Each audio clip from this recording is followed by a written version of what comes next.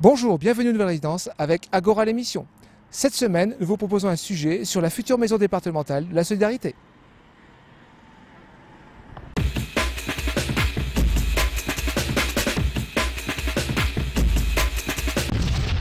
Nous sommes ici dans l'actuelle maison départementale de la solidarité. Est-ce que vous pourriez un peu nous en parler ? Donc le bâtiment, c'est le bâtiment Le Vercors. Donc actuellement, nous sommes dans un bâtiment avec des résidents HLM. Et donc l'entrée se fait par une porte annexe au bâtiment.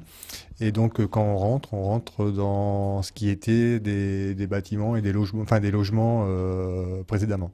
Voilà. Donc on rentre avec un lieu d'accueil, on garde la même stratégie, c'est-à-dire un accueil physique et une salle d'attente, sachant que demain, les conditions d'accueil seront bien meilleures.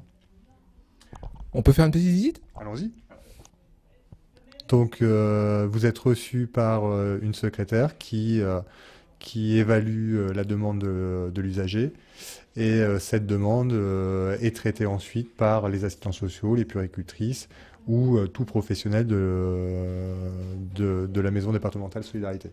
Un accueil physique, un accueil téléphonique. L'accueil téléphonique permet de traiter un certain nombre d'appels, sachant que c'est un poste, certainement le poste le plus sollicité en termes de fréquence, puisqu'il peut y avoir des matinées avec plus de 100 appels en 3h30.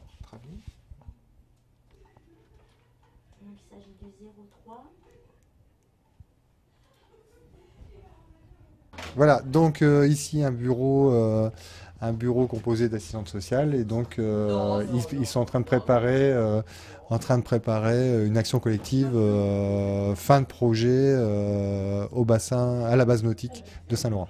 Un espace détente pour les professionnels, donc sachant qu'on est 60 et qu'il y avait une seule salle pour dire de se restaurer le midi et de boire le café le matin avant de commencer la journée de travail. Donc c'est vrai que c'était un petit espace qui demain sera beaucoup plus grand, même si demain on sera plus de 100 puisque tous les services du territoire seront réunis à Saint-Nicolas. Donc actuellement, la maison départementale est pratique mais pas fonctionnelle. Pas fonctionnel du tout à partir du moment où, comme vous l'avez vu, ça se situe dans des anciens logements et donc par rapport à ces logements, les perturbations avec les cloisons qui sont pas toujours hermétiques au niveau sonore, 3 niveaux, 4 niveaux puisqu'on est sur 4 niveaux et donc des difficultés aussi fonctionnelles qu'on pense améliorer avec le nouveau bâtiment. Un nouveau bâtiment attendu, je suppose, avec beaucoup d'impatience. Attendu avec beaucoup d'impatience, même si le nouveau fait toujours un peu peur, puisqu'on s'est habitué à certaines conditions de travail, mais je pense que le plateau technique qui sera proposé aux professionnels leur offrira des conditions de travail optimales. Et bien maintenant, je vous propose que nous allons voir un peu à quoi ressemble ce futur bâtiment de la maison départementale de la solidarité.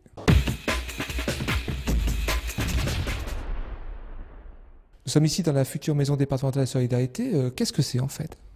Alors, en fait, ce bâtiment est un nouveau bâtiment qui a une double vocation.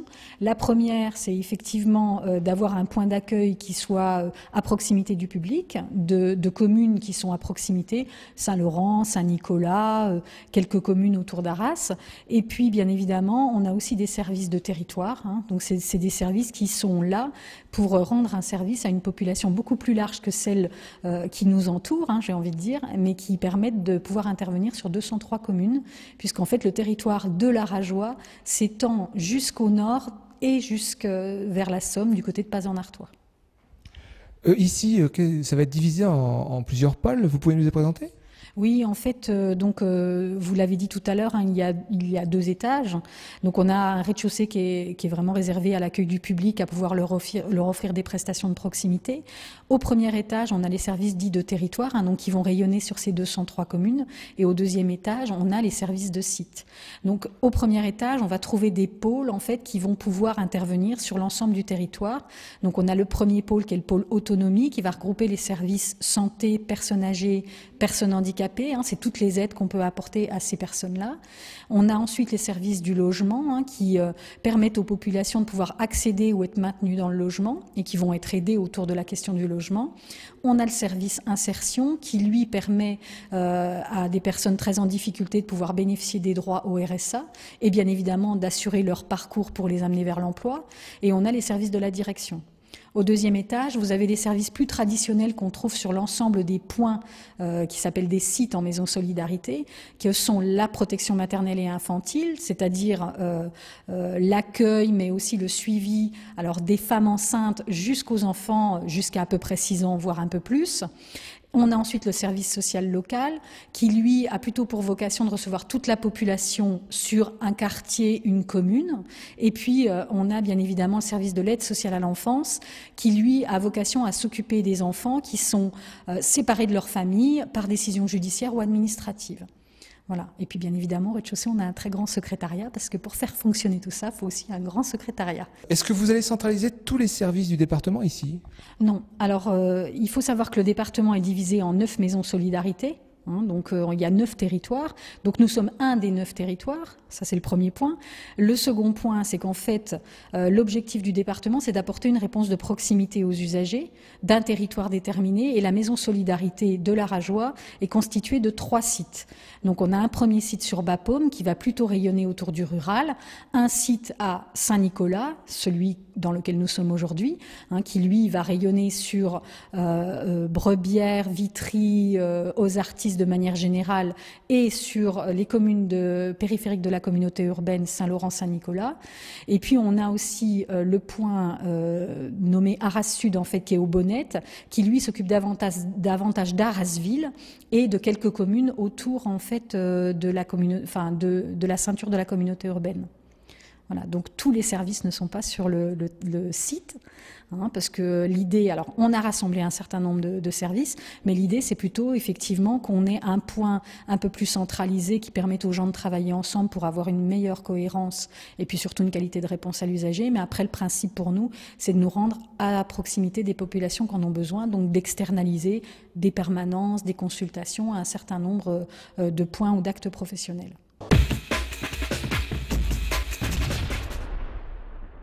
Ici, nous sommes dans une première salle du futur bâtiment du Conseil général. Qu'est-ce que ça va être? Donc ce sera une salle polyvalente, une capacité d'environ 80 places, recoupable en 2 salles pour accueillir le public et pour des réunions d'information et donc les partenaires de la maison de département Solidarité. Ici, c'est une salle un peu spéciale. Qu'est-ce que ça va être? Donc ici, ce sera un espace consultation destiné à la petite enfance. Et qu'est-ce qu'il y aura dans cet espace? Donc il y aura une salle, donc on est dans un espace où il y aura, ce pourrait être une salle d'activité où on mettra des tapis au sol pour des activités d'éveil. Ensuite on aura sur les murs une dizaine de tables allongées, rabattables, et on aura donc une zone d'attente pour après aller dans les consultations médecins ou puéricultrices. Ici ça va être l'accueil, vous pouvez nous le présenter? Donc les personnes arrivent par la porte du SAS et ensuite se dirigent vers derrière cet espace qui sera vitré. Et pour une première approche, première prise en main, prendre en compte la demande de la personne qui vient visiter les lieux. Et ensuite sera ici dans cette zone en attente pour après aller dans les espaces médiation ou psychologue, ou sinon sera dirigé vers l'espace petite enfance suivant les besoins. Là nous sommes dans un des 3 espaces un peu particuliers que vous nommez appartement. Qu'est-ce que c'est? Donc on dit appartement, mais ça concerne effectivement que de l'accueil de jour. Il n'y a pas du tout de personnes qui dorment ici la nuit. Mais l'idée, c'est de reconstituer une pièce à vivre, donc un espace séjour avec une petite cuisine équipée, une salle de bain, des sanitaires. Et en fait, c'est un endroit où la famille apprend à revivre ensemble pour les situations un peu difficiles, familiales particulières. Donc en fait, les parents un peu en difficulté vont venir ici et réapprendre la vie quotidienne avec leurs enfants, à travers des activités cuisine ou autres. Voilà, c'est l'idée. Donc ils sont vraiment dans un espace un peu en autonomie. Le personnel est en dehors de cet espace, surveille juste à partir d'un élément vitré. Et vraiment l'idée, c'est que ces visites soient l'occasion d'échanges entre parents et enfants. Il y a des accès sur l'extérieur ? Donc en fait, les 3 entités donnent toutes les 3 sur une terrasse commune. Donc c'est aussi l'occasion d'apprendre à vivre ensemble dedans, mais aussi dehors, et puis peut-être de jouer, de s'amuser en étant dehors. C'est pas l'esprit du coup peut-être d'être dans un bâtiment d'accueil du public. Là on est dehors, on est dans une zone un petit peu privative, un petit peu isolée. Il y aura une table, des chaises, voilà. Nous sommes ici au premier étage, donc il y a 2 étages qui ne seront pas forcément accessibles au public. Et mais dites-moi, c'est immense ici. Donc effectivement, le bâtiment est destiné à accueillir une centaine d'agents, donc une centaine de postes de travail à aménager. Et donc du coup, ça se répartit sur ce premier étage avec environ 60 postes de travail et à l'étage 35 plus quelques-uns au rez-de-chaussée.